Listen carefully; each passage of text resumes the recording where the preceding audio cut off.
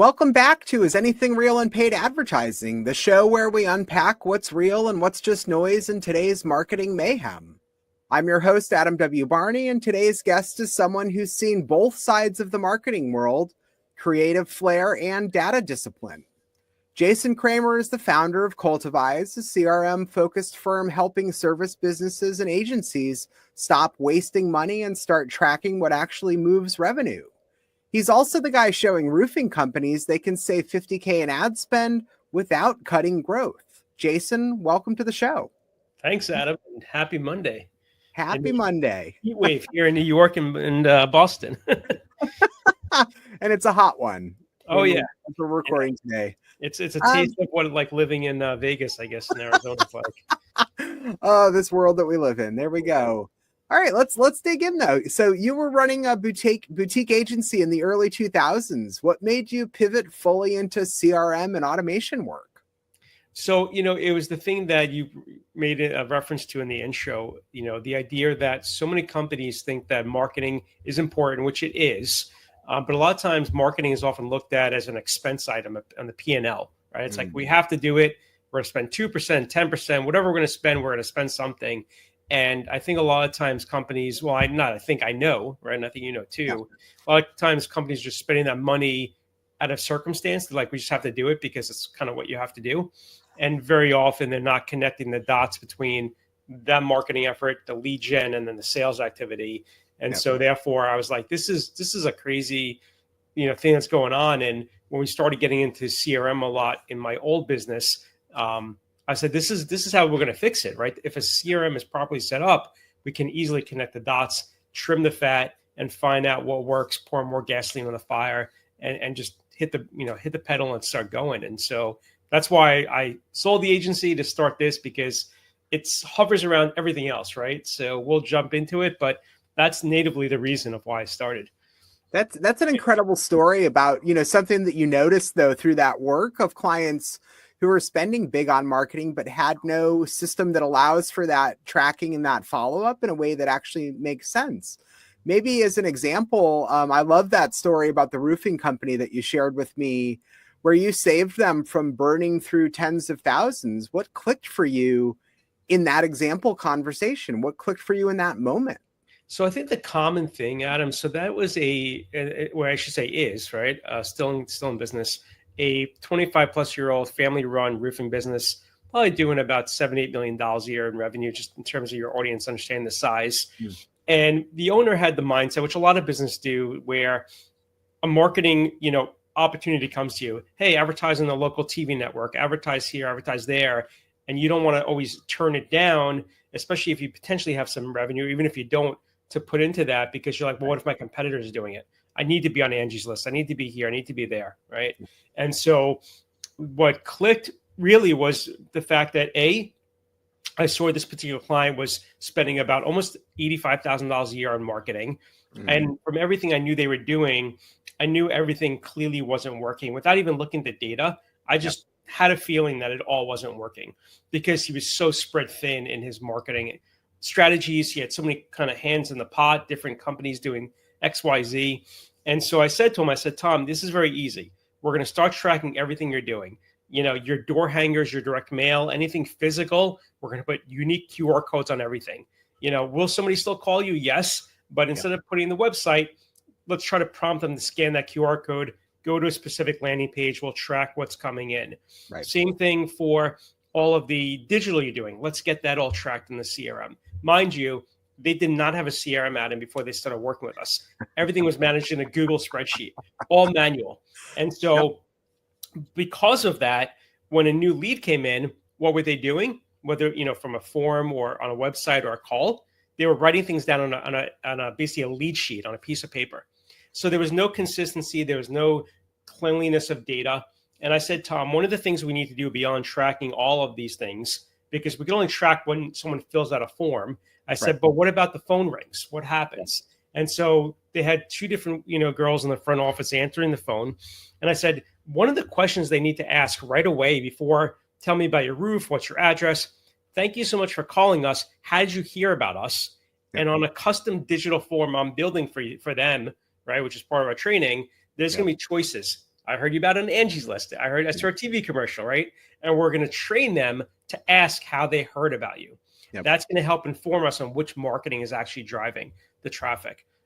And so after it's been about just a little under a year, about 9-10 months since they've been a client, about 3-4 months ago, I had enough data to say, Tom, these are all the things we're tracking, and you're getting zilch. You're getting, not only are you not getting any leads, there's actually zero sales activity. So right. We need to pull the plug, right? And here's the evidence to show where, in your case, as you mentioned earlier, it was about $50K that we were able to just have him turn off his, he was getting more from SEO than he was from AdWords. So why are you spending more on AdWords if the SEO is driving all the traffic? It just didn't make sense.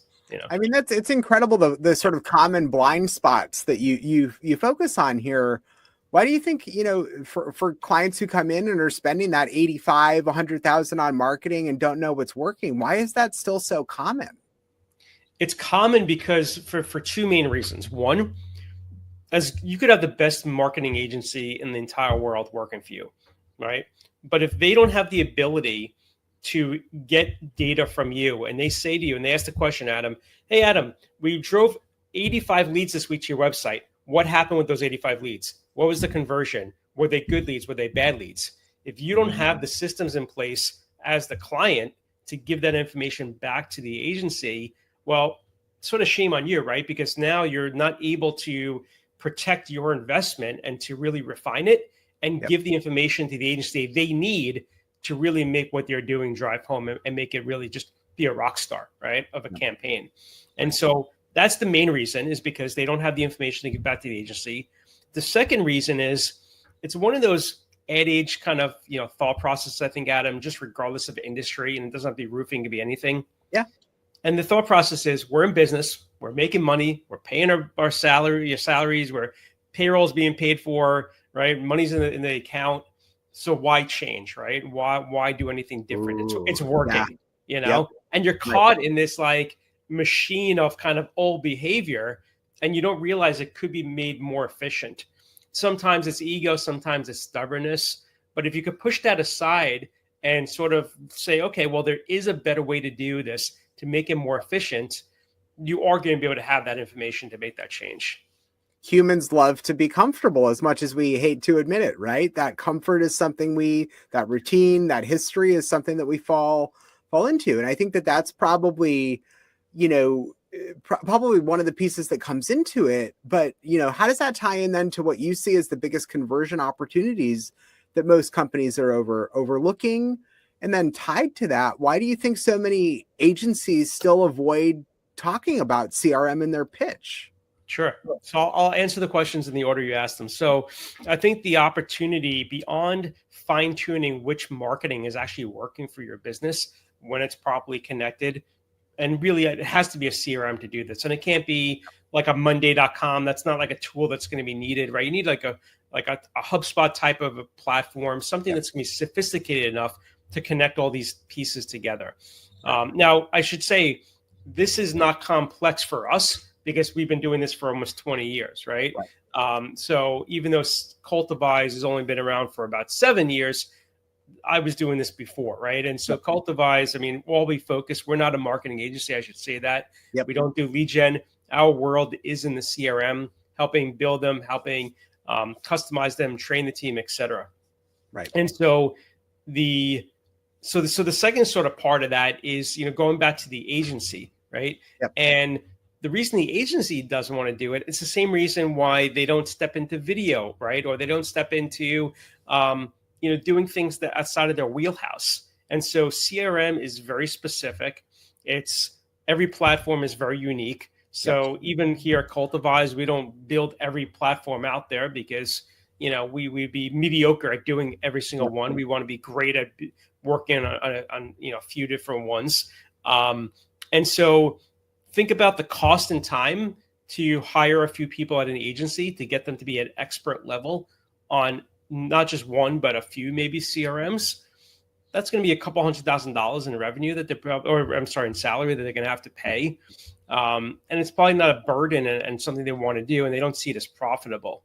And so that's the number one reason, I think, right? It's like they're in their lane. They're really great at what they do, and they don't want to you know, teeter off of that to negatively impact what they're good at, to bring on something else that they're maybe not as well versed as. I appreciate that. And I mean, that focus on nurture and conversion is so critical here.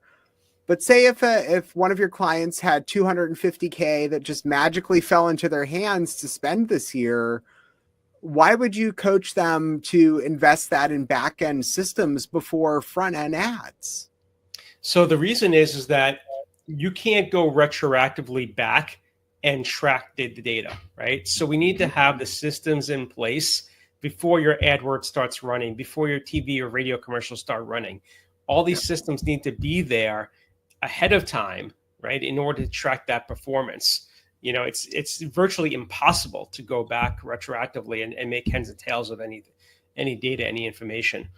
So that's the reason, right? And now out of 250K, you might, depending on, of course, the system and what you need, you might only spend, 15 to 30K of that on a CRM system that's sophisticated enough to track all of this. So there's still plenty of budget. We're not talking about a Salesforce implementation that's going to cost you 150K, 200K. Like, that's overboard certainly for the companies we work with. We don't need that, not to say that our systems aren't as sophisticated, but that's an enterprise level solution. We don't, our clients are, the roofing company and maybe a little bit under, a couple $1 million in revenue up to maybe a couple $100 million in revenue. We're not at that huge size, and we don't want to be, right? Because the red tape's there and all these other things are there. So we're able to move a lot quicker in typically, small organizations, privately held, that are, under like 200 people.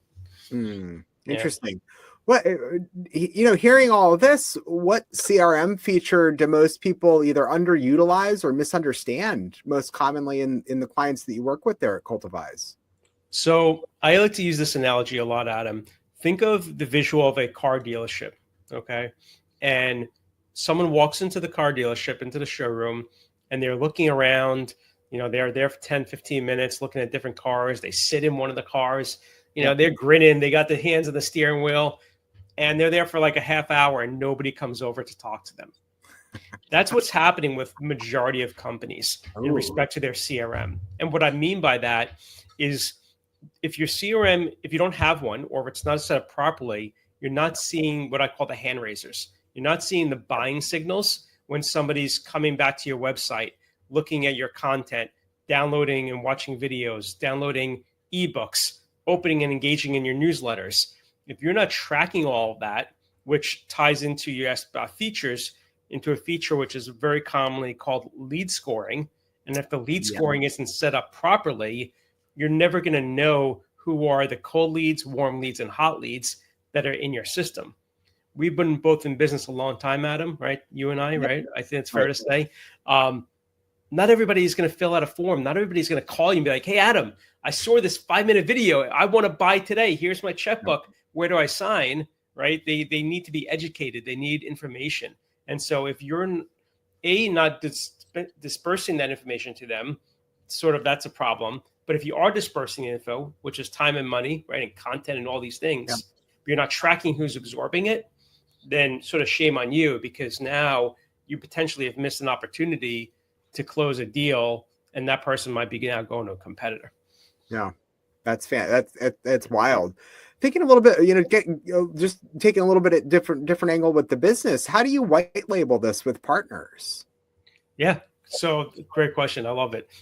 So every relationship we have with an agency is unique, and when I say that is because each agency has unique relationships with their own clients, right? So we have some agencies where they say, hey, Jason, we would love to do more than just generate leads for our clients. We know that a lot is on our clients' shoulders to close those deals and to nurture the relationships. And if they're not doing that, then ultimately they may fire us, because they're going to say, hey, like, we haven't seen any spike in revenue. We just dropped, 10 grand with you this year, whatever the number is, and nothing's changed. Clearly the marketing's not working, when it usually is an issue with the client, right? That can be fixed. So a lot of times the agencies will say, can you be part of our team? We're a team of 6. We're not a big team here at Cultivize, but we could morph our team into, and we've done this for dozens of agencies, where Now, Jason, Heather, Reed, whoever it is on our team is not part of that agency. We're attending meetings as part of the agency team. We're talking to clients as part of the agency team. Cultivize doesn't even come up in the conversation. Right. Agencies are paying us, they're billing their client. And the nice thing is we also do a rev share with the agencies. So in addition, where there's no out-of-pocket really expense in a way, now there's an opportunity where the agency could actually earn revenue. They don't have to pay us a salary to be part of the team. It's just built into the services. In the same way we talked before, that you would outsource video or you would outsource, other things you might need, and you might have a little bit of a markup. It's the same thing with the agencies, right? And the CRM services. An agency once told me, and this is a great, again, I love analogies, but it's one from them. They said, we tell our clients all the time, we are going to pitch you the ball, like think of baseball. We're going to throw as many balls to you as possible, but it's your job to hit that ball, right? We can't swing at the ball for you, right? And so the metaphor there is we can generate lots of leads for you. Like that's not an issue. But if you're not responding and, if someone calls you or fills out a form and you're waiting 2 days to get back to them, that's a problem. Like that's not something we can fix. That's when you just wave goodbye to that lead. Exactly. And so that's where I think a lot of agencies get frustrated because they don't have the bandwidth or the skill set or the ability to talk to the sales team, to help the sales team create better processes. Those are the things where Cultivize can step in and help the agency problem solve on those issues. I love it. Jason, what CRM myth drives you the most nuts? Ooh, that's a good one. Myth. Well, I would say that, and I'm not sure if it's really a myth. I think it's more of a perception that CRM implementation is difficult. And it's difficult if you don't know the right way to do it. Just like riding a bicycle for the first time is difficult if you don't have any guidance. But, think of us called Cultivize, like we're not putting on the training wheels, we're holding that back seat, Adam, and we're going to help you, right, until you get stable. And even then we'll continually coach. So I think the idea that this is a terrifying, complicated, like highly expensive thing to do to kind of get a CRM up and running, or it's going to be disruptive. I think that's another thing we talked before about the behavior. A lot of companies that are used to spreadsheets or pen and paper or doing something some archaic way are like, well, if we do this, like we're gonna be out of business for a week, for 2 weeks, for a month until we change everything over. And that's not true, right? I mean, it's a transition process, of course, yes. But we do this, we work with clients. So if there's a down season, right, when they're not as busy, then we'll do some heavy lifting there if we can, right? If they never have a down season, well, they're in a great business, but we'll work with that, right? And so I think that's one of the common things we hear. There's a study the Harvard Business Review did about this sort of idea about the complexity of it. And they said that nearly 68% of businesses will fail, 68, at trying to implement their own CRM for those reasons, right? They've never done it before. They don't know how to do it. They don't have the support, the guidance. But it doesn't have to be that arduous challenge. It can be easy. And the reality is for a lot of our clients, we're up and running. Typically in 4 to 6 weeks, the CRM is fully built out, team is trained, and we're going, So we go pretty quick. That Harvard Business study is probably a stat that you keep in your back pocket that you share almost with every client that you work with, right? That's incredible. The power that comes into play there. Absolutely. I mean, without a doubt. I mean, it's like anything, right? It's like if I tried to say, I want to add in a second level to my home or a third level to my home. Yeah, maybe I could watch some videos and try to figure that out. I'm not certified, right? I'm not qualified, and then I probably will destroy some things across the way, and it'll take, eons longer than it should versus hiring a professional to do it. So it's like anything in life, right? It's it's recognizing you need to bring in somebody that's done it 1,000 times before, can do it efficiently, can do it the right way, rather than trying to save a few dollars and causing yourself a world of frustration and problems. I love it, Jason. This was a masterclass, and this probably will hurt a little bit to call this the unsexy work that creates real results, because I think it is something that you find exciting. But, I love the influence here of how you make data feel downright powerful. Where can folks learn more about Cultivize and connect with you directly? Yeah, thanks, Adam. The best place is going to afterthelead.com. That's after the lead. On there, there's lots of great resources. All my socials there. Connect with me. Also happy to talk to anybody that's tuning in today. I don't know if we had anybody jumping in live, but I'm always available to answer any questions and have a chat. And we'll of course have links to all of that below.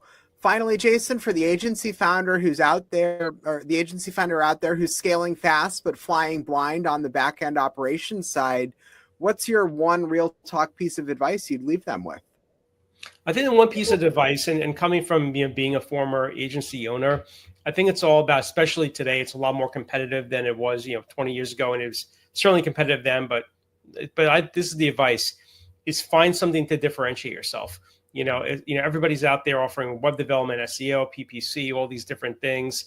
So it's not just about people that's going to differentiate you. It's got to be something unique and different. And I think certainly CRM is one of those things that certainly could work. AI is booming. So, if you have a lot of deep, knowledge and experience with AI, that could be something unique. But it's an ever-changing sort of target with marketing and advertising. And so that would just be my advice. And the last piece of advice I would give if somebody is sort of starting out in the first year or few years, find an amazing CPA. That's one thing that that you don't think about, but trust me, trying to do like that on your own or as you're growing, having somebody that knows your industry and that just really knows with all the complexities of everything going on, depending on what state you're in. I'm in New York, so it's kind of crazy here. Yeah. But that would be, I think, another piece of advice is like finding a really, really good CPA that was referred to you, not just like some rando you found, but someone that that's worked with that person or that team. That's going to make a huge difference, to your bottom line. It gets into, Jason, how as business owners, we need the right people who cross over from a Venn diagram perspective in those key areas that help us grow. That's incredible advice. Thank you for joining today. So thanks everyone for tuning into Is Anything Real in Paid Advertising, the show where we find the signal behind the noise. I'm Adam W. Barney. Subscribe, leave a review, and check the show notes for everything Jason talked about today and more. But Jason, thank you very much.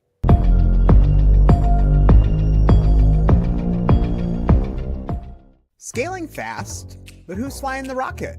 If you're a VC-backed founder, 7 to 8 figure operator, or executive team scaling fast but heading toward burnout, I help you rebuild your energy system, reclaim 10 to 20 hours a week, and lead with clarity, stamina, and execution energy. 2 seats open now. DM me recalibration or go to adamwbarney.com to lock in a clarity call. Clarity over chaos